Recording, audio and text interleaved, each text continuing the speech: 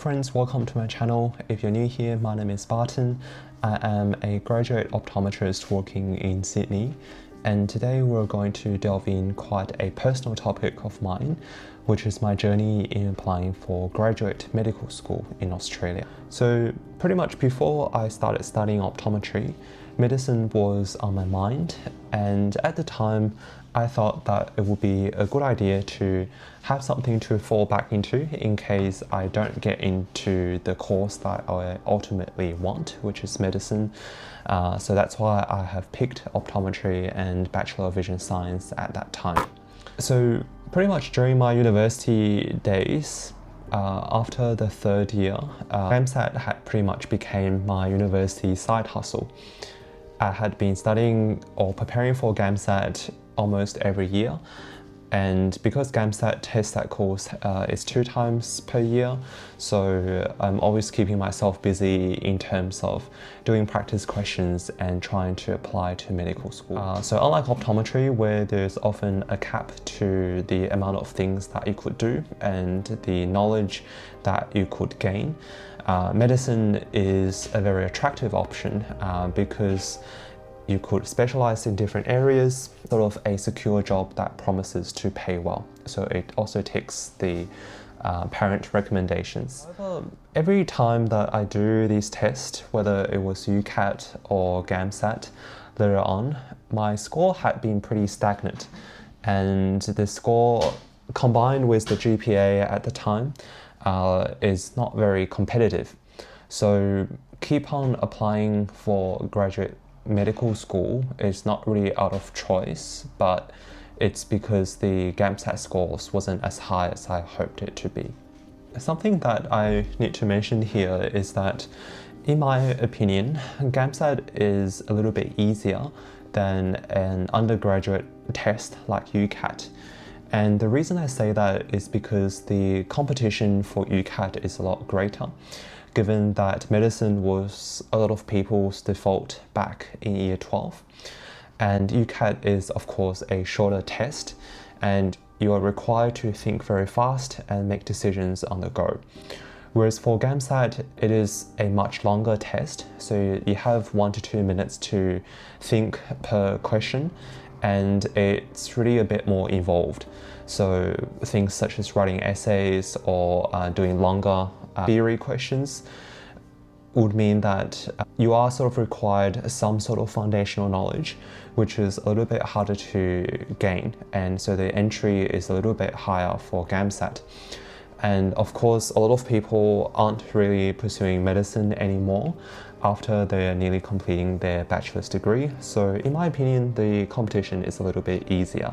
I thought I would use this to talk about the transformation that I've had based on the GAMSAT scores. So my approach has changed in terms of preparing for these tests. So instead of grinding through all the practice questions that I could find and logging them onto like a big spreadsheet that I almost never look back on, is that I have started prioritizing my strategy and also my physical and mental health leading up to the exam. So for example, for section 1, I have really researched some of the reading strategies, such as doing several passes of the exam, so that once you felt that you're lost on this very long passage, you move on to the other passages and come back to that one. And sort of rereading it a couple of times would mean that you're sort of keeping that on the back of your mind and sort of refreshing your memory each time you encounter it, rather than you focus one and try to perfect that one. And by the time that you do that, you're probably mentally drained for the second question. The other thing that I need to mention is that my score had been pretty stagnant for all the sections back when I was in university, because back then you have to also prioritize your WAM. So the thinking was that you can always get a higher GAMSAT score, but you can't get a higher WAM if you didn't do that well in, say, like a final exam.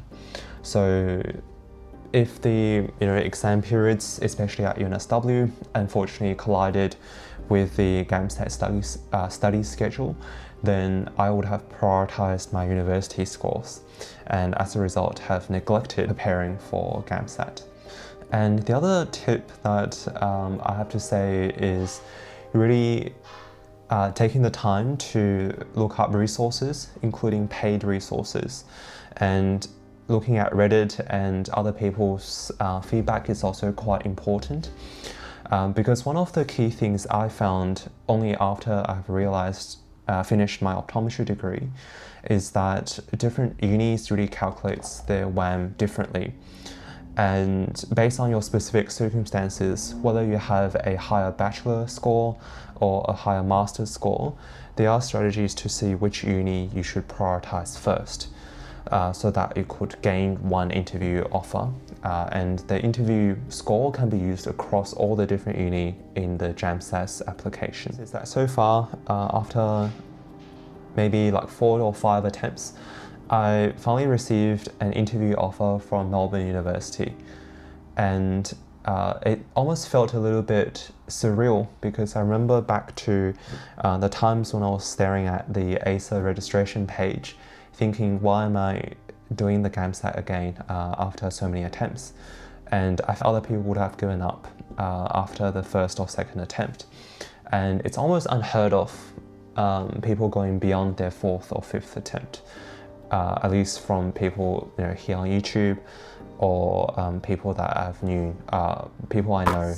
Sort of the concept of keep on trying for medicine sort of resonated with me when I read this book called Grit. And the key thing that I learned about grit through preparing for GAMSAT is that success requires you to put in very intentional efforts and of not giving up despite any setbacks. It's sort of talked about in the book, where success is determined by your resilience, but also the ability to adapt your strategies given the change in circumstances.